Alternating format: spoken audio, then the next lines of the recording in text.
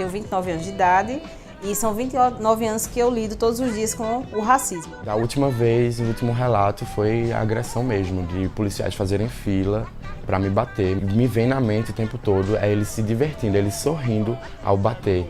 Como mãe, sofri, mas briguei muito também para adquirir os direitos deles. Ser negro no Brasil é se deparar todo momento com os resquícios da escravidão. E para que a gente compreenda esse presente, precisamos revisitar o passado. A história, né, da escravização do ser humano negro, ela se dá início prioristicamente na África, né? Esses africanos foram arrancados brutalmente da sua terra para ajudarem na colonização, né, de outros países, né? Então, eram trazidos de modo brutal nos navios negreiros. Eles chegam até, no nosso caso, ao Brasil, e aqui no Brasil inicia, né, um processo de trabalho escravo. A história da escravidão no Brasil é vinculada à história de Pernambuco. Sendo um dos principais centros da produção açucareira, o estado foi um forte núcleo do trabalho escravo. O Porto do Recife foi um dos maiores locais de desembarque do tráfico de africanos escravizados. Todos eles eram direcionados às cidades de todo o estado, inclusive Caruaru. A história que é contada é a história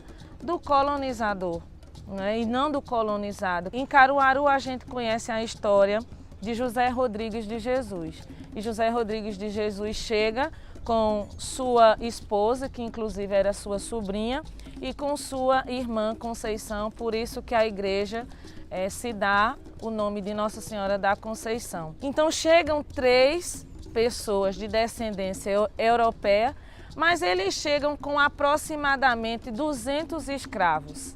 E dali inicia a fundação de Caruaru. Então, quem de fato construiu as casas, quem de fato construiu as fazendas, as igrejas de Caruaru?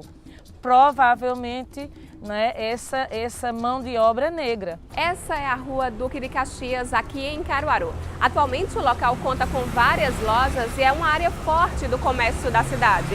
Mas o que muita gente não sabe é que antigamente a rua era conhecida como Angolinha. Era nesse trecho de Caruaru que os negros escravizados se concentravam. A Rua Angolinha, segundo registros históricos, foi a rua em que escondia, não é, em que acolhia, né? O registro fala escondia, mas era a rua que acolhia esses pretos escravos. Mesmo com o passar dos anos, por todo o estado de Pernambuco, há lugares que trazem as memórias da escravidão. Estamos no engenho Uruaé, localizado em Condado, na Mata Norte de Pernambuco. Por aqui, toda a estrutura do local foi mantida. Este local em que eu estou, por exemplo, era uma senzala, lugar em que os escravos ficavam com suas famílias sem nenhuma estrutura para uma vida melhor. E além dessa falta de condições, existia também muita violência. Esse instrumento que eu estou nas mãos é um chicote. Era utilizado pelo senhor de engenho para bater nos escravos. Tem também a gargalheira, que é esse instrumento aqui bem pesado e que os escravos precisavam colocar no pescoço enquanto realizavam o trabalho. O engenho Uruaé foi construído em 1731. Dentro de cada senzala como essa, habitavam cerca de 25 escravos. A estrutura era precária, feita de barro ou madeira. Os escravos dormiam no chão duro ou sob uma palha e eram acorrentados dentro das senzalas para evitar fuga. Quando algum desobedecia ao senhor de engenho, era acorrentado a um tronco para a aplicação de castigos físicos. Então a escravidão coloca o negro numa condição de inferioridade com relação ao branco, né? Esse imaginário ainda persiste, né? Ainda persiste. Então não persiste de forma tão explícita. A condição do negro hoje na sociedade, ela é totalmente... ela se coloca numa posição de desigualdade muito grande. Quando você coloca a questão racial, você percebe que a sociedade, é uma percepção minha, né? Não leva muito a sério essa discussão. A lei por si só, ela não vai fazer com que as pessoas acreditem que existe racismo. Se eu não investir em educação, se eu não investir numa mobilização onde se coloque que a questão racial ela é importante, que ela existe, que ela deve ser, né, que ela deve se tornar agenda pública, porque as pessoas acham realmente que não tem necessidade.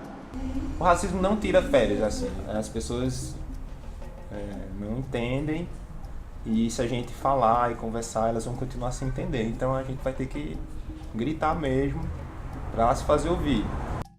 No próximo episódio, você vai conhecer relatos de pessoas negras que sofreram os mais diversos tipos de racismo, violências físicas e psicológicas que deixam marcas para o resto da vida.